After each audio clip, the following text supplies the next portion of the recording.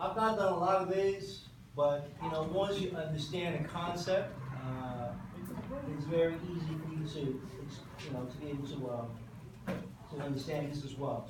Now, 1031 exchange is basically a like-kind exchange. You exchange one property for another and avoiding taxes. Okay, there are three ways. You can do tax deferment, tax avoidance, and tax transfer. Okay, no tax evasion now. Good job, you got that part out quick, you on camera. So avoidance is basically not accepting the money. You want to avoid it. And you need to know your tax, when the tax month ends. So at the end of the year, let's say in December, somebody want to pay you a certain amount of money, December 30th. That's why most times, if you notice, the bonuses come towards the end of the year. Right? True or false? Because they want to take that deduction for that company and transfer over the tax liability to you. And people don't understand $1 can increase your tax liability from $1,000 to $15,000 with a dollar differential. Say that again. Say that. $1, because the tax bracket is so crazy where it's between a certain amount. Like, for example, a person who makes, don't quote me, $100,000 could be in a 35% tax bracket. And the person who makes $99,900 is in a 25% tax bracket. That's how much savings, $10,000. So you need to understand where you're gonna be at the end of the year. That's how you need to meet with your accountant and understand where you are during a certain period of time. Right, that's how a rich person's 3-month-old daughter is on an LLC and she's head of marketing because, because they wanna be able to, pass through some of that money. And loans, I had one of my clients who came to me, he took out $250,000 in his retirement, and he came to me, asked me, what he needs to do. So I'm gonna charge him $10,000. He looked at me, $10,000. Sorry, I'm not paying it. He went and bought a beautiful car, a Rolls Royce. It's nice. And so what happened is that at the end of the year, he received that statement where his tax liability was about $54,000 combined. Okay, what he would have done is he had, a couple of things they would have done. Maybe loan the money to one of his children, or use a strategy, because when you take out a loan, you don't pay tax on that amount of money. Hey, so let me just build on that. Let me just build on that part. You got excited. Of course. The difference between selling a property, like you said, you have the capital gains tax. You could buy a property, fix it up, and refinance, pull out 75, 90% of that money, utilize that money, have $90,000, and you don't pay taxes on it.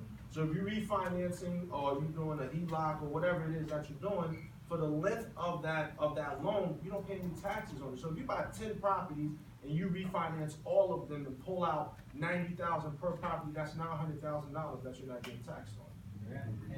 And sometimes, the wealthy folks would give out a loan to the members for 1% for maybe 10, 20 years loan, because they don't pay taxes on that amount of money. But once you transfer, you give out money to someone, you have give tax, it's a whole lot of mess. So the easier way is just to give them a loan with regular interest rate, which is acceptable by the IRS. You can't give them a loan for 0%. It gotta be acceptable standard, maybe 3%. What would the bank give you a loan for? And that person will not pay taxes on that amount of money. Okay, so those are the things that you just need to be aware of. Now back to 1031 exchange. Like I said, I've not done a whole lot of it, but the concept is very important. Now, when you have a property, in step one, let's say you want to sell your property that you just bought for 150. Let's use an easier number. I'm not that smart. 150. Okay, $150,000. 50K. Okay. Now, how much is this property worth after everything, whatever it is? 400,000. 400K. Okay. Now, what is the difference? Okay, what's the difference? 250. 250? Everybody's afraid. They don't want to say it. Nobody won't be wrong. Now, when you sell the property, right, outright, you have to pay $250,000 $100,000, capital gains, which could be, it depends on how long you hold the property. 15%, I don't know if that's changed.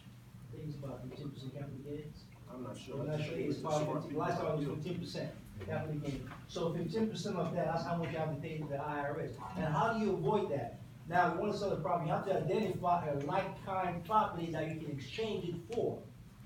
Okay, but it has to be the cash. The property has to be equivalent to the ones that you have, or more. So if you have a mortgage for $100,000, the other property must have more than $100,000. Correct. Now, you can swap those properties and avoid paying interest on that amount of money that you just, of the gain. This becomes a recognized gain. That's how much you have to actually, report it with the IRS. So now you just deferred, that's the deferment, tax we talked about. Got tax, how many do we have? 3, and what are they? Look, It's veterans, no, I'm just kidding. There are 3, ways we can avoid paying taxes. Deferment.